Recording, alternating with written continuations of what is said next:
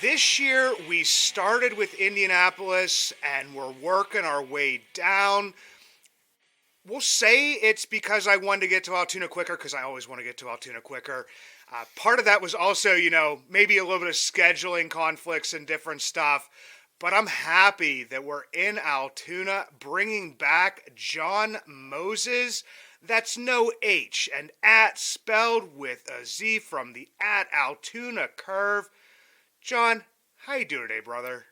Doing great, man. Looking forward to more sunshine. See the Bucs are on against the Blue Jays this afternoon, so I'll catch that in a little bit. It's Yeah, definitely. It's row day. Everybody's anticipating what Rwanzi is going to look like this season. I mean, obviously, I don't even know if everybody's going to be looking at the pitch shapes. They're probably just going to be looking straight at the gun to see what that velocity looks like. yeah. I mean, from what I understand, Rowanzi stayed in Tampa and stayed hanging around Pirate City to do his workouts, and then I don't know, saw some socialing that he's back into the mid high 90s, which was the guy we saw in Altoona in 2021, and that guy looked like the guy who's going to hold down a starting job in the big leagues for a while. So hopefully he can put it all together this year. He's a fun guy to watch. Yeah, absolutely. And I definitely want to see that happen. Definitely want to see that. But we're going to talk some minor league baseball here. This is a minor league baseball program. Before we hopped on here, I said the first thing I noticed about the Altoona Curve this year is a lot of new faces to Altoona, but not new to the organization. New manager, new hitting coach, new pitching coach, and then also adding Taylor Davis, former Pirates farmhand. We did get to see him in the major leagues a little bit. Guy is a character. Anybody that hasn't seen, I know it's like either like a video or something out there of every single time he catches the camera, he makes faces at it or has sunglasses on. The dude's a great personality, but is a great baseball mind as well. Adding him to the catching and game planning coaching. Yeah, just a lot of changes going on in Altoona there. Well, yeah. I mean, this. I think this is the nature of it every year that player development will like take a look at coaching staffs and who was where, and then sort of assess how it went that year and how they should go going forward. I mean, I've heard some great things about Robbie Hammock. A guy that has a lot of major league experience. A catcher. Those guys always seem to think the game really well. So I'm looking forward to meeting Robbie. I'll see him down at Pirate City coming up in a couple weeks here, and I'm happy for my man Drew Bennis going back to AAA as the full time pitching coach. He filled in with Altoona last year, and had been with Altoona as the pitching coach in 21 and 22. So happy he's going to be there. I've heard nothing but good things about Fernando Nieve, another former big leaguer who's going to be on the Altoona coaching staff this year as the pitching coach. So this should be a fun group. It sounds like it'll be cool. Yeah, and we definitely talked about, like I said once again before we hopped on here, we talked about that adding that catching and the game planning coach and talking about like how Chad Noble had been kind of like the roving instructor throughout the minors last year. He's going to be in Taylor's position at AAA this year. But just having a guy who is, specializing in the catching aspect, which is not something that, I mean, you see a lot, but it's something that is needed throughout the minor leagues because it's such like that little niche Mm. aspect of the game. Yeah, I mean, it's funny, right? You go back over the years, and it's like we've got a hitting coach for all the hitters, we've got a pitching coach for all the pitchers. For the catchers, yeah, we'll help you hit, sure, but yeah, I think you're right about that. That's sort of more direct coaching for catchers, I think, is pretty important. You look at the last couple of years and some of the prospects that have come through behind the plate over the last few years: Endy Rodriguez, Henry Davis, Abraham Gutierrez, Jason DeLay. You want to have catchers in the organization you can trust when they get there. So look, somebody like Chad Noble, who's now going to be on the staff at AAA, Chris Truby, who's the infield coordinator, he's going to be stationed at AAA for most of their home games and then do some roving otherwise. I really like that idea. I think it makes a lot of sense, right? The whole point of this is to develop players as individual skills. And I think the best way to do that is direct instruction with an expert that has, just recently caught, right? Taylor Davis, what, a dozen years as a player, and, this is his first coaching opportunity. Um, and, we've been fortunate in Altoona to have Gary Green working as our infield and bench coach the last couple of years. And Gary just has just an incredible amount of knowledge about how to do it. And guys sort of gravitate him. And you can tell, like, the daily work that players and infielders put in with Gary Green, it makes a difference. I think the number one example of that is Liover Peguero, where he just became so much more consistent because he was working with Gary Green every day on some of those angles. And now, you're seeing in the big leagues where, he might be the everyday second baseman this year. Yeah, and talking about not to go back to the majors again, but Peguero made an absolutely difficult, rangy play during spring training, and people, it's kind of eye opening for them because they didn't know that was kind of in there, and seeing that development from players because there are question marks. Not everybody is going to be a Jared Triolo or a Key Brian Hayes or a guy that may be in Altoona this year in a Jack Brannigan. Like, not everybody is that solid a defense walking onto the field, and they may need some stuff to work on. And a lot of these guys are also very young as well. I think that's things that Yeah. we kind of forget with that. But last year, kind of sticking with like Peguero a little bit here, I looked at the opening day lineup for the Altoona Curve last year. The starter was Kyle Nicholas. Catching was Henry Davis. At shortstop was the previously mentioned Peguero.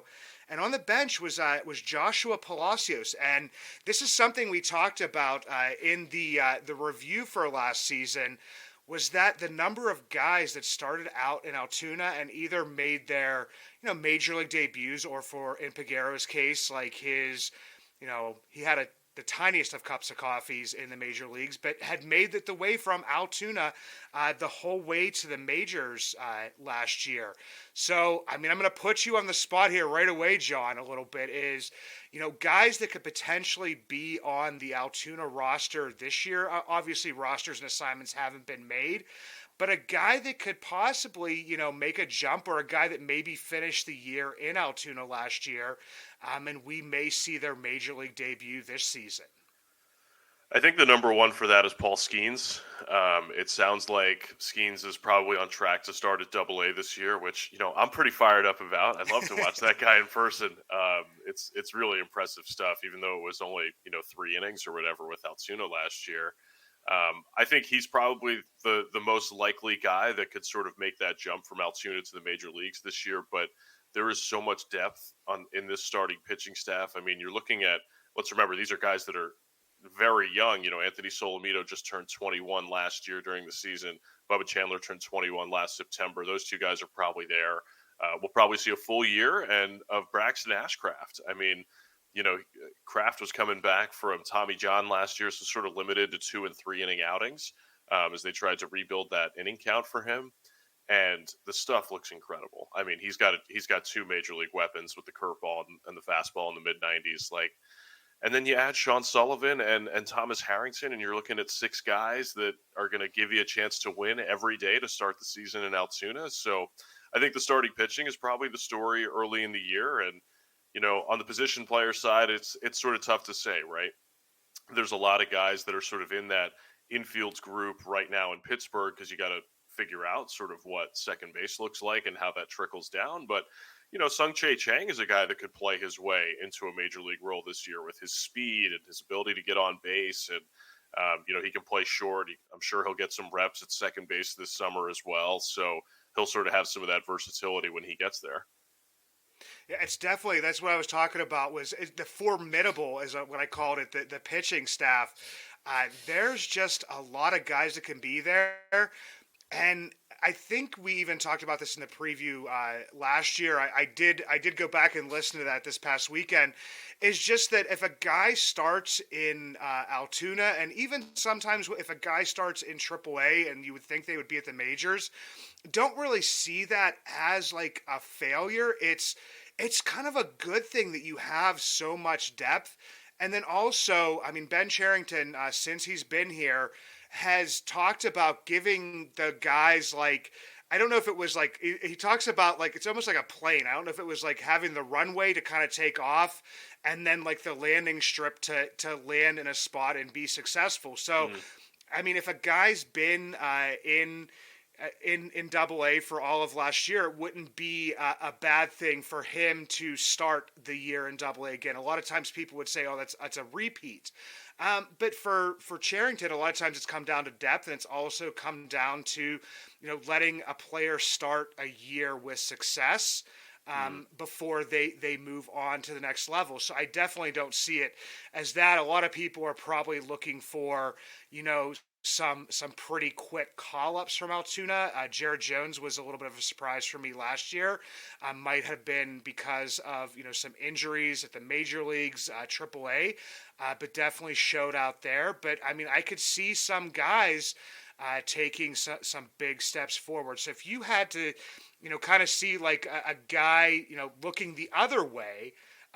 From like maybe Greensboro or somebody finished in Greensboro last year, landing in Altoona this year. Who are some guys that you have on your mind for Altoona's lineup this season? I think Jack Brannigan is a name that is probably pretty likely for Altoona at some point this year.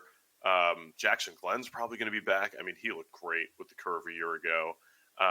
But I think Termarr Johnson's probably on the radar for some point this year. This might be the year for Termarr Johnson, where if he gets off to a good start, that he ends up in the futures game, and that he maybe he ends up in Altoona, in the second half of the year. I think that's a guy that the Pirates are pretty excited about because, I mean, he can really swing it from what I understand. So I think those are two position players I'd like to keep an eye on, sort of to start the year. And maybe it's a question mark about whether or not those two guys start in Altoona, whether there's a spot for them to play every day to start the year. I'm looking to see a little more from Jace Bowen. We got him for probably 6 or 7 games at the end of the season last year, and it's sort of an interesting profile. He can run and play some center field. He's going to hit for some power. Hit almost 20 homers last year. Um, is I guess the question mark for me with Jace is the power going to translate at Double A, playing in more hitter friendly environments? I think that's a question you have for a lot of hitters that come up from Greensboro, because it's such a hitter friendly environment at Greensboro, and then in Altoona it's very much a pitcher friendly environment in the home ballpark. So and then it's the talent level overall. How do those guys cut it against sort of the higher level of pitching? Guys that can land breaking stuff for strikes consistently in Double A level, which is probably not as common at High A. So it's going to be interesting to sort of see how some of these guys come back. And when you're talking about repeaters, there's a couple of guys that'll be back, right? Abraham Gutierrez missed some time with an injury last year, but I think he's really got a chance to hit. We'll see what the sort of change in approach looks like for Matt Frazier this year. He put together more contact a year ago, just putting his bat on the ball more often, and he ended up hitting for a higher average than he did when he played every day for Altoona in 2022. So can Frazier sort of put it all together, because he's got such great speed defensively that he can probably be a factor defensively in the big leagues. So you don't want to give up on a guy like that. So I'm sort of interested to see sort of what kind of work guys put in the offseason, and what the focuses are at spring training for guys to get off to a good start. Yeah, and Jack Brannigan, I mean, got to see him, in spring training here a little bit. Already made like a web gem. If anybody hadn't seen it, go check out like the Young Bucks site. Like this guy, it's just in the vein of a Jared Triolo. Not saying they're the same type of player. I know that Brannigan comes with a little bit more power out of the gate. Has a little bit more swing and miss. Something we want to see, corrected a little bit. But I mean, a lot of that. I said you don't know how many people in Greensboro is guess what? When we're growing up, what do you want to do? You want to hit home runs, and you start to be able to poke them out, in Greensboro a little bit. And I did a whole segment on the dimensions of all the fields within the Sally League, and there was a lot of weird dimensions, and there weren't too many big ballparks. They weren't like the same size as, in Greensboro, but I mean, that could kind of like maybe you want to stick to just like what you're doing, but I mean, as a young kid, you're also trying to make an impression on, the big league club. You're trying to do different Yeah. stuff like that, and you start poking some out there, and it can get a little bit tempting because that's something that we've seen a little bit here as the guys coming up, uh, trying to having to change their approach and not getting as much power or that fly ball to right field towards the coaster in Altoona is landing in somebody's gloves when they're thinking it's going to be over the fence. So it's definitely a big adjustment period for some of those Yeah. players. So I mean, we've seen it with Frazier, saw it a little bit with Gorski. So I'm just kind of wondering, like, if that is something that is bringing. It's been a thing where you kind of bring up the Greensboro manager at times to Altoona, and just seeing like, okay, guys, we're going to stick with this same approach that we had, and not really focus on the launch angle and stuff just yet. Maybe who knows? I don't know.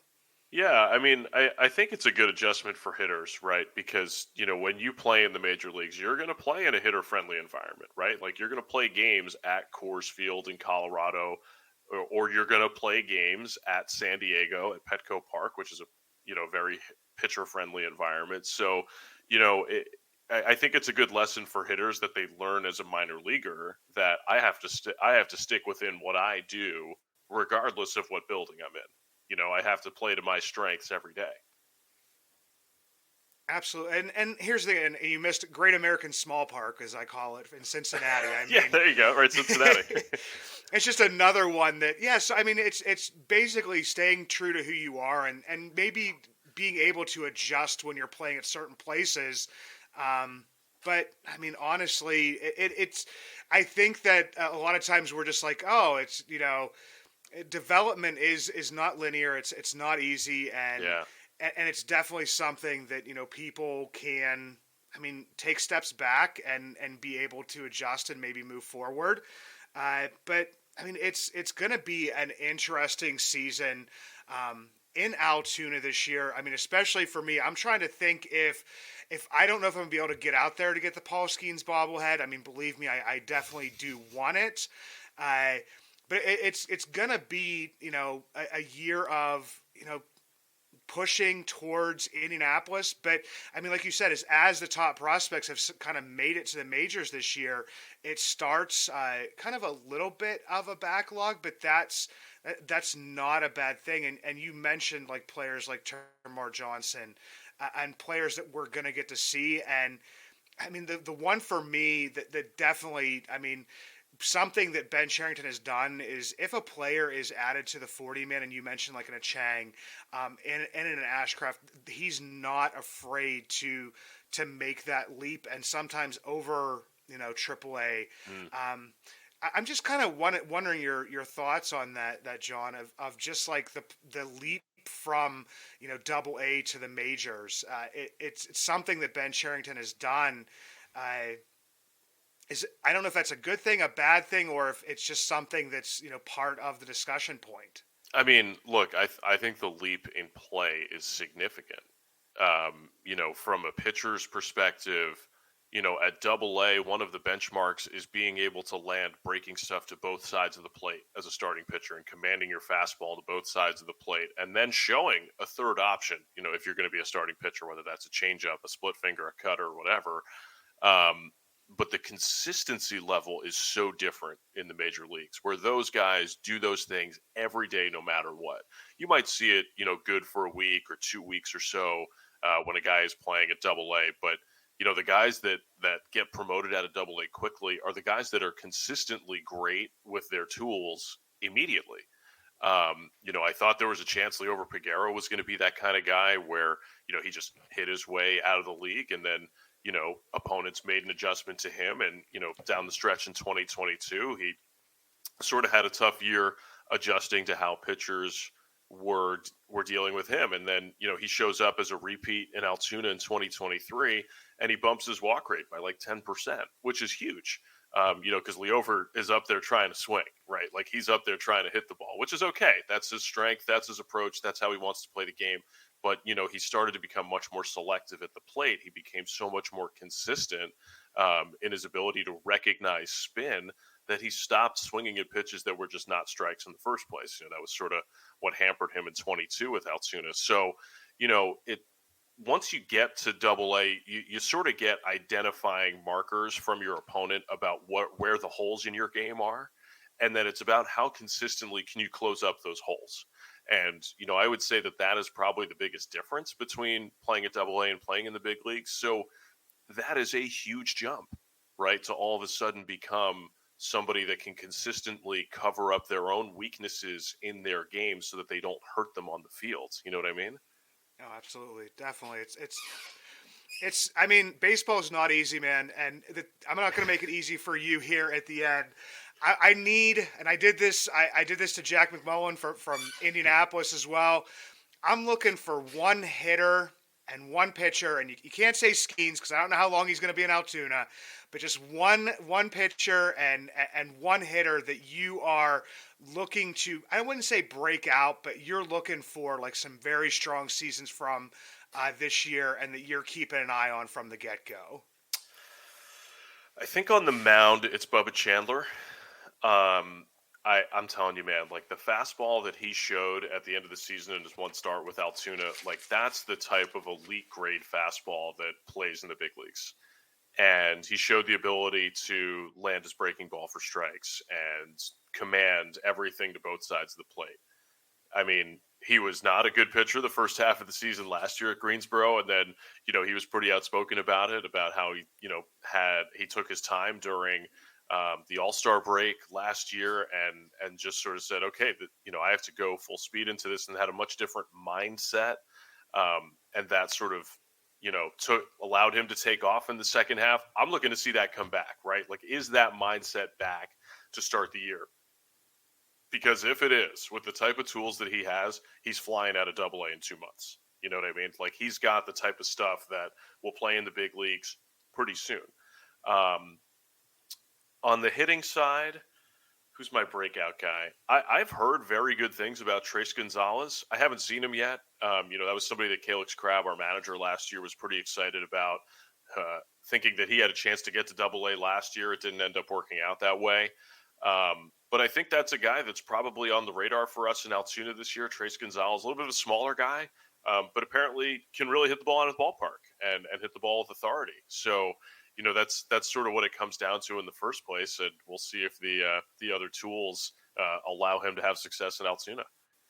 Well, man, this just gets me all excited. I mean, people don't understand like how I look forward to every single time. I mean, I live over here by the airport in Pennsylvania, over here at Pittsburgh International Airport. But driving out to Altoona it's like almost like a pilgrimage every year. I look forward to it. My family looks forward to it every year. But all this stuff is getting me excited for Curve baseball. I also, we talked about this before, is I'm one of those people that want to see the Curve do well, not only in players individually, but just for, the city of Altoona. I would like to see when the Curve's on the top of those standings. Jon, this is always a pleasure, man. Always great to talk to you. And for people that don't follow Jon Mozes, once again, that's Jon without an H and at, spelled with a Z. And we are going to get into some beer reviews. A pitcher of beer, a pitcher of beer. Let's order another pitcher of beer. That pitcher of beer should come over here. I love that pitcher of beer. I did not get a chance to get any local beers for you guys this time, and I feel like that I'm kind of failing on that end a little bit. I definitely want to do better with that. A lot of this has had to do with sickness in the family and not being able to get out, and then traveling to St. Louis. to visit my sister-in-law and brother-in-law, have my daughter tour St. Louis University. So I definitely got to get better with that. But I decided to bring, if I had to pick, my favorite, maybe a little bit under the radar brewery in St. Louis. I mean, obviously out there, Budweiser is going to be number one. As far as the craft beer scene, Urban Chestnut, and I love Urban Chestnut. When I went out there last year, and I did a Meet Me in St. Louis podcast. I did the Urban Chestnut beers. This is a great brewery out there. It is Four Hands Brewing. I'm going to count them here, 1, 2, 3, 4, 5 of their beers throughout my times visiting out there. Also, when my sister-in-law and brother-in-law come into town, sometimes they stash some away in the luggage that they've checked and had some of that. So I'm going to review 5 of these beers for you. I'm going to go with the 3 that I've had previously and then the 2 that I had this last time I was out here at a great place called the Armory. It was an old military armory that they kind of turned into a fun zone for adults. But on Saturdays and Sundays during the day, the kids can be there as well. They had 8-person foosball tables. They had beer pong with just like a little bit of water in it there. They had giant ping pong tables. They also had ones with giant paddles where you're hitting a soccer ball, video games, just a great time out there. But in the time that I was there previously, the citywide Pils, their Pilsner coming in at 5.5%. Give this one a 425, knock it down to 375. The Incarnation IPA, and I believe this is the first one I ever had from them, coming in at 7%. Give this one a 400, knock it down to 350, a little bit on the heavier side. Divided Sky Rye IPA coming in at 6.5%. Give this one a 375, and because it was a little bit of a different tasting IPA, the Rye IPA, I only put that down by 0.025%, so knock that one down to a 350. The last time I was out there at the Armory, I had the citywide American Pale Ale, and they have a citywide series that has like the Pils, the Stouts, the Pale Ales, the IPAs. It's a great series that they have out there. But the citywide American Pale Ale coming in at 5.5%, which is the same as the Pils. I gave this one a 475. Bring it down to 425. And then my favorite beer that I've had from the Four Hands Brewing, it was a collaboration, Parker Pilsner, coming in at 5%. This was a very full flavored Pilsner, almost had a little bit of a hoppiness to it. Was the favorite beer that I have, and this one is going to be one of maybe 4 or 5 beers that I've ever given the batting 500 on the weighted based on batting average scale. Knock that one down to 450. The Parker Pilsner, I believe this one is a limited release. So anybody that's listening to this and is going to be out in the St. Louis area, go out and get that one. Next week, hoping to bring you it's going to be the Greensboro 2024 preview. The week after that, I will actually be down in Bradenton, so hopefully doing one on site someplace at one of the breweries, something I did last year. But until then, let's go Indians, let's go Curve, let's go Hoppers, let's go Bradenton Marauders, let's go Bucs.